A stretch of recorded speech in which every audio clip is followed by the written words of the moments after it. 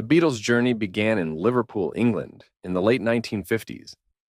John Lennon, born on October 9, 1940, formed a skiffle group called the Quarrymen in 1957.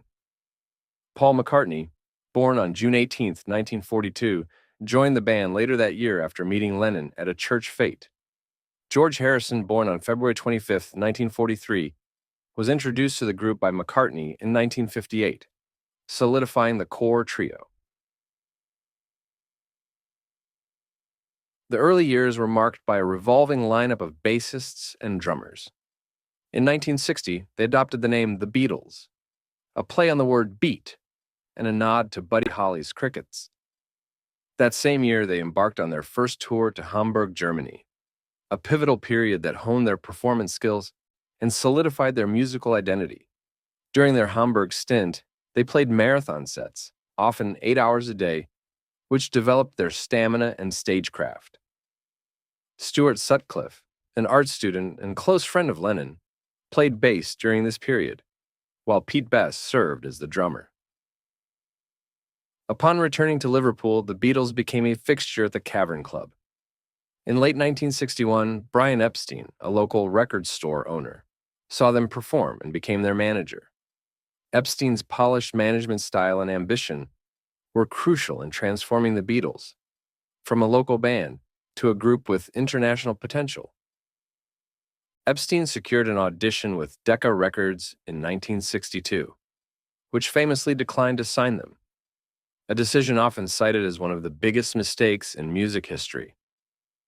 However, George Martin, a producer at EMI's Parlophone label, saw their potential and signed them in 1962. In August 1962, Ringo Starr, born Richard Starkey on July 7, 1940, joined the Beatles as their permanent drummer, replacing Pete Best. Starr had previously played with Rory Storm and the Hurricanes, and his solid drumming and charismatic personality were a perfect fit for the group. With Ringo on board, the Beatles' classic lineup was complete. Paul McCartney's transition to bass was a significant development for the Beatles.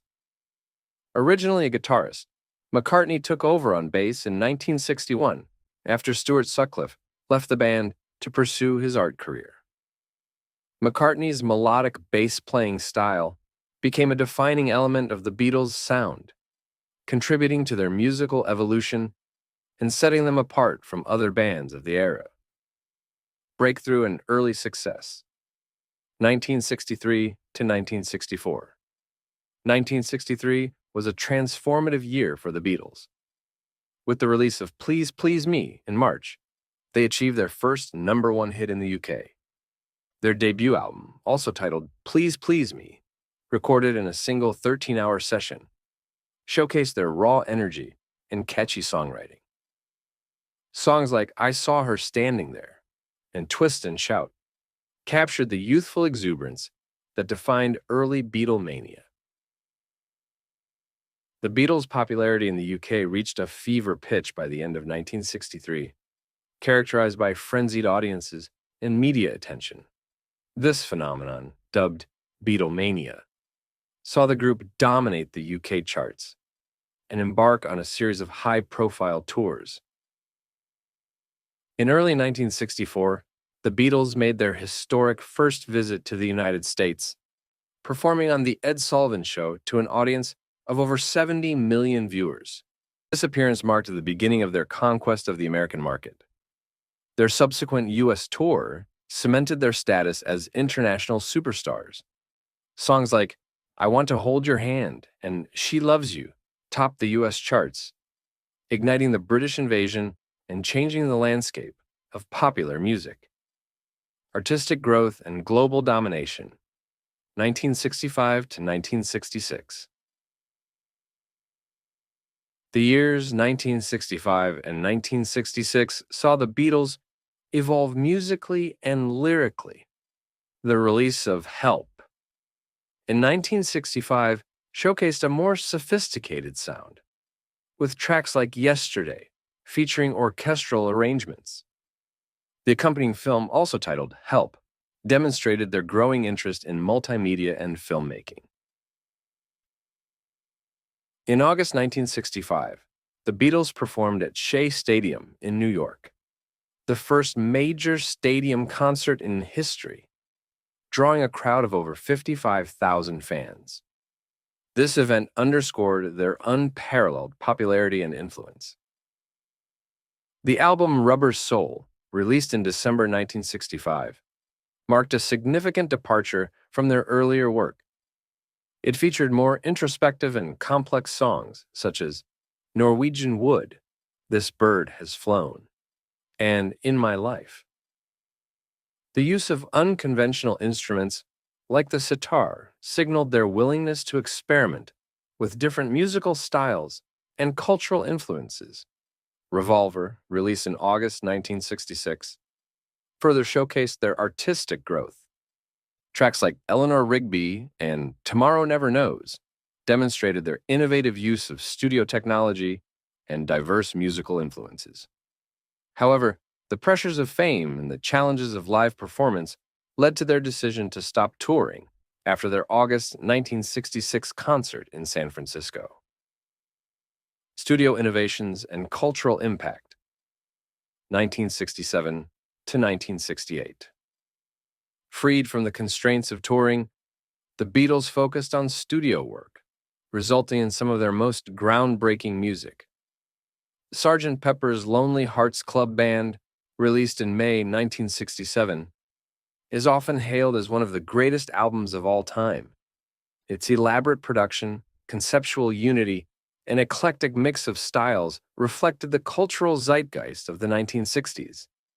The album's iconic cover art and innovative packaging further cemented its place in popular culture. The Beatles' foray into the world of film continued with Magical Mystery Tour, a television special and accompanying soundtrack, released in late 1967.